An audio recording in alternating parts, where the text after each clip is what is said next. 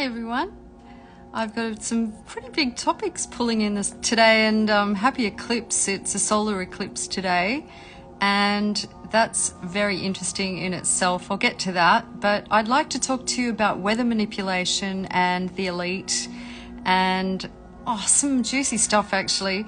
All mythologies show us that the gods of old used to manipulate the weather.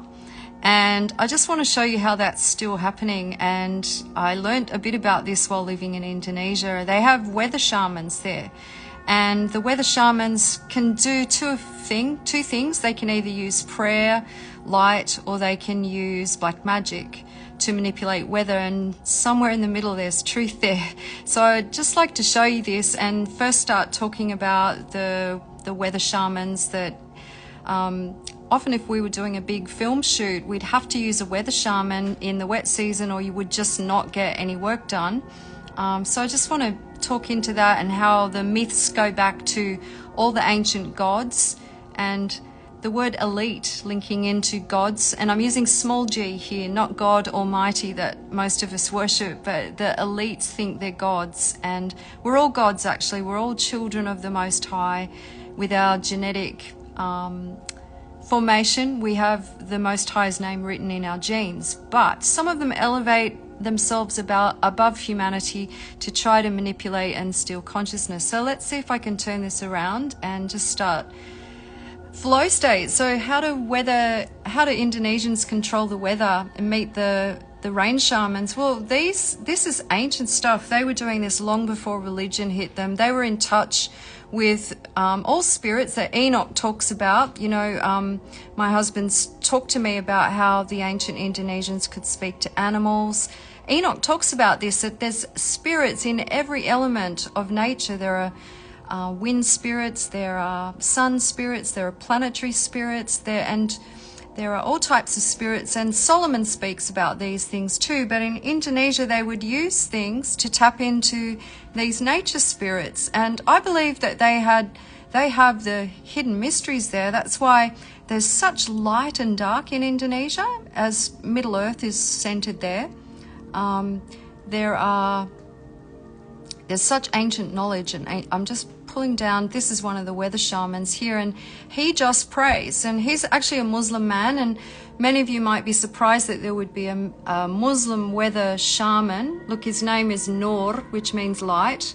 My surname is that. It's actually my husband's first name, and they call it a Pawang Hujan, which is a weather shaman, and he manipulates the weather by praying and doing Quranic chanting. But let's just jump. So nothing's new under the sun, as Solomon writes. Yeah. So in ancient Greece, Zeus is often considered the Greek god of weather, since he was connected with the lightning bolts and the sky. The thunder god Zeus is known as that. Well, I've noticed that deities get repackaged, and I just want to chat into, is our weather being manipulated, and are we facing another fear tactic building up under the guise of climate change? Are the elites still using this ancient esoteric knowledge in how to manipulate the weather? And remember, I said that you can do it with light or darkness. Darkness being what I spoke into the other day, it's black magic. Well, yes, you can. So weather has actually been used as a Cold War weapon for eons. They've been speaking about this with scientists. Scientists work for the same systems, right? And scientists have worked out how to manipulate the elements using Eka. Now, Eka doesn't just mean one as a level of consciousness. Eka also links into, on the microcosm, it links into the elements, which Eka actually means first element. So bear with me. Since the 1950s, our media has been showing us very, very clearly that scientists know how to manipulate weather, energy. They know how to throw dust into the stratosphere and create precipitation, which is rain on demand. Have they been doing this recently? Have they been creating these types of things? Well, yes. I mean, it's no secret, even though it's labeled as a conspiracy. You can research weather modification. It's all there. It's all written in the USA documents. farmers will tell you that they use cloud seeding to break drought, to create hurricanes, to create hail. And imagine the state of this world when we start messing too much with the natural processes that are God-given. We create chaos, and I'm telling you, it's the elite that are doing this. So as within, so without, we know that we have neuroengineering within the brain, that we can actually hack our bioelectric field. We are electrical beings. But Mother Earth also has the same type of thing as within, so without. There are scientific methods on how to hack the system of the weather and hack the elements. And they do that using black magic. Of course, you can do it with prayers. We see that with Prophet Elijah and Prophet Enoch, many of them. I've talked to you already about the two clouds. There is a cloud of darkness and there's a cloud of light. Well, this is what energies are you working with? Who are you pulling information in from? And is this all as a result of Solomon and the magic that he left? And I'm going to talk into the two keys. Well, there's many keys actually to dimensional realms, but King David had the key of David, which was whatever you bind on earth will be bound in heaven, whatever you loose on earth will be loosed in heaven. So we have cause and effect with what we're doing, what we're saying, what we're speaking, and the knowledge and wisdom that's dropping in. But there's also in the reverse, and Solomon got to that. Remember, Solomon knew how to bind up demons, and they were actually buried under the temple, which is why when Christ was crucified, the temple had to be destroyed. So I'm wondering, were those demons released then? Just some questions. I don't have the answers. But is our climate engineered? Yes, all of these elite are telling us this. You don't have to dig in very deep to find it. I just am curious that it's still labeled as crazy to think these things when we've all got access to the internet and it's all there. So there were many, many prophets. And one of the last spirits to come back into humanity again as a recycle is the spirit of Elijah as the two witnesses. Now remember, Elijah was battling the Baal priests, and they were the elite of his time. And the Baal priests used to do things like cut themselves, peg high places, manipulate energy. They would release their own blood onto the ground. Blood is soul, right? And manipulate energies. But there was one thing that they couldn't do, and that was bring fire from heaven. And I think these guys have kind of figured out how to do that Hollywood style now with the 911 and stuff. They're bringing fake fire down from heaven, and they're also using this, and it's called dew, direct energy weapons. And there are so many fires, but this is using the same thing that we have hacked on our body, our electromagnetic fields.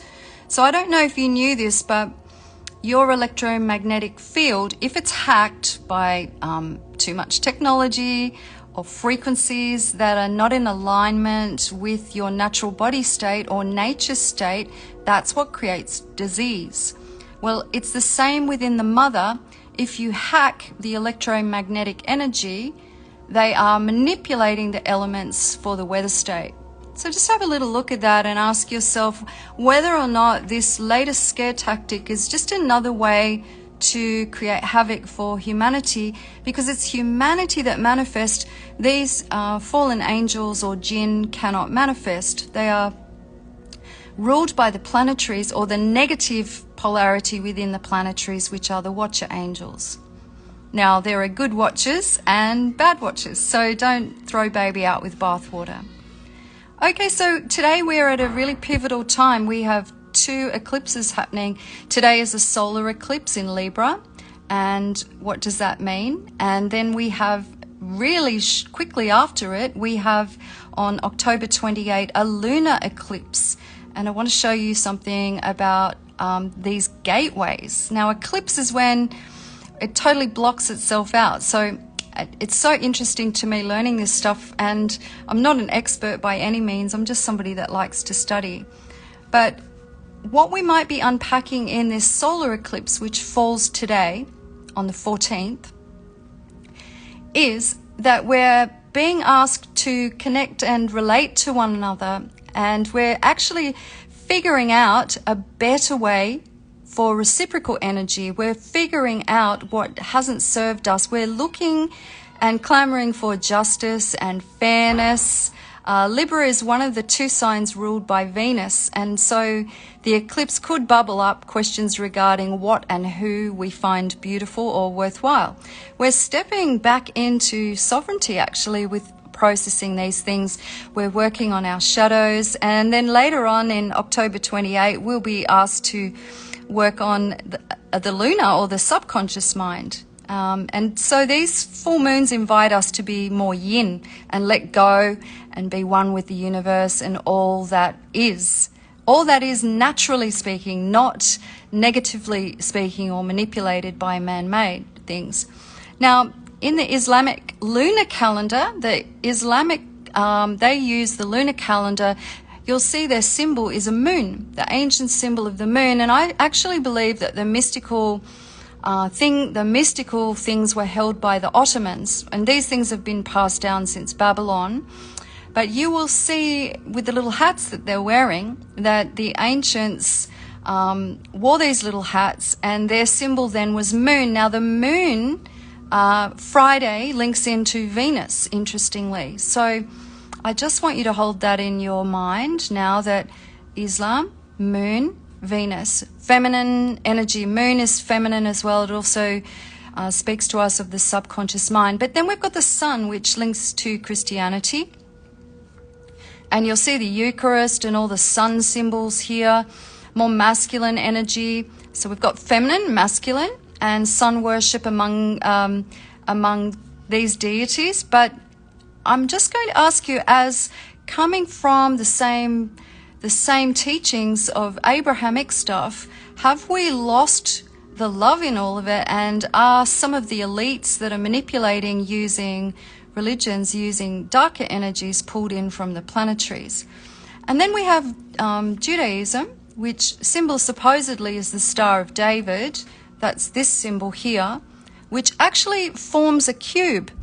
And I just want to show you how the cube links into Saturn.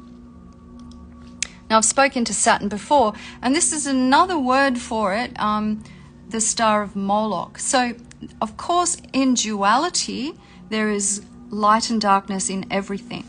So don't get caught up in being all judgy pants and saying this person is worshipping Satan. I just want to show you the cream of the crop at the top, who call themselves the elite, that may be pulling the strings, that know the esoteric knowledge of Solomon. Now listen to that name, the soul of man, Solomon, soul being sun, and Saturn actually links straight into the black sun.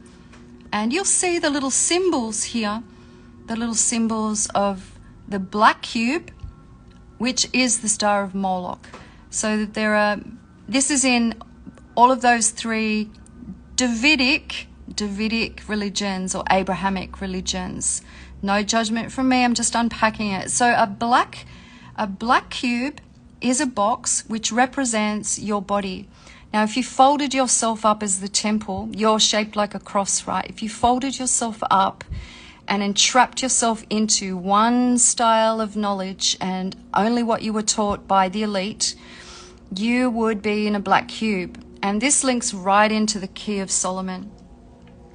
So I have observed the Key of Solomon here and the sacred geometry, or, you know, the black magic of all of it.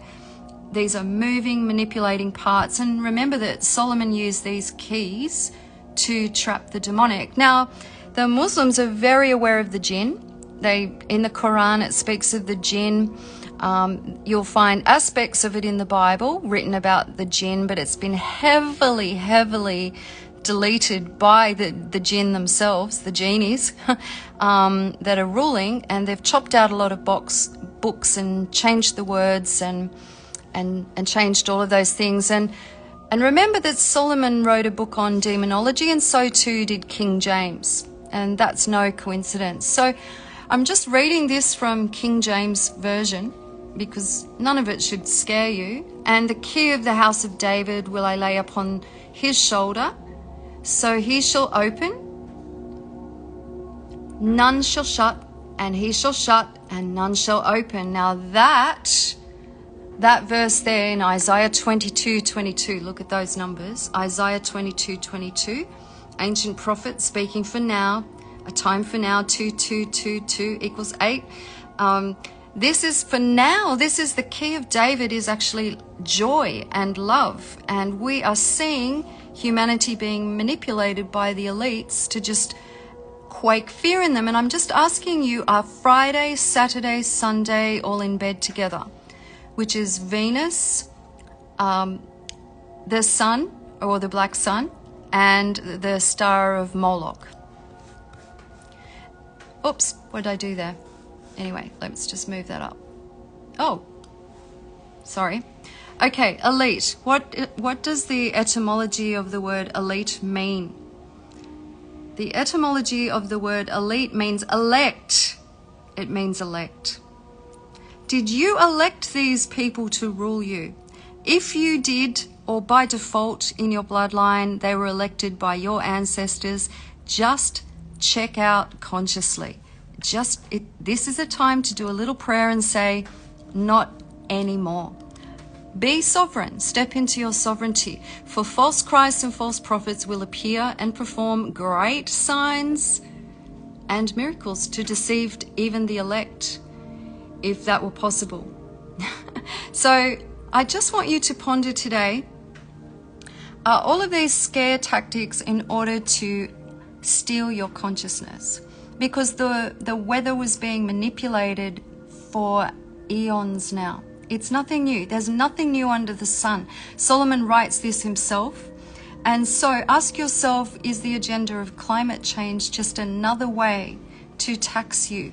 And I'm not just talking money. I'm talking energy. I'm talking your currency. I'm talking about biohacking your energetic field. And if your energetic field is weak, you get sick. So I wanted to finish with giving you some tips. These are the 5 pillars for the mechanisms of self-help for biohacking your field. And of course, you can use other things like technology. I use the Healy, I use sound frequencies, I use binaural beats. There are many things that you can use from technology to re-establish your field. But these are some things that you can, simple things that you can do to biohack your field. They are things like sleep, take a nap, like the ancients did. Light, go in the sun, like the ancients did. Physical activity, move, like the ancients did. Stop sitting in front of the TV. Food, only eat living food. Don't stop buying food at your supermarkets unless it's absolutely necessary. Start growing a couple of things yourself and swapping with your neighbors. How to undo the elite is to hit them in the back pocket. And meditation, go inwards. The kingdom of heaven's on the inside. And I'll just flick back my camera and finish that little verse that the elite would have you see. I'll flick it back and show you the end part of it. It says, so if anyone tells you, there he is, out in the desert, do not go out, for here he is in the inner rooms. That's in your minds, in your hearts, people. Do not believe it. And so, is this the second coming and the awakening of consciousness? Are these 3 groups that are directly linked into Saturnalia, into the black box, that are trying to absorb your energies because they don't have much of their own? Are they programming you for fear again so that you stay stuck and that you don't have your pineal gland open? Their kingdom of heaven is on the inside. So have a little research yourself, my friends, and let's see if we can shift this consciousness with a wave of joy, which is the key of David. We're all related. There's an ancient family tree. There should be no differences in skin color, in names, in divide. Love lets everyone into the house, but it's time for some inner spring cleaning. I love you.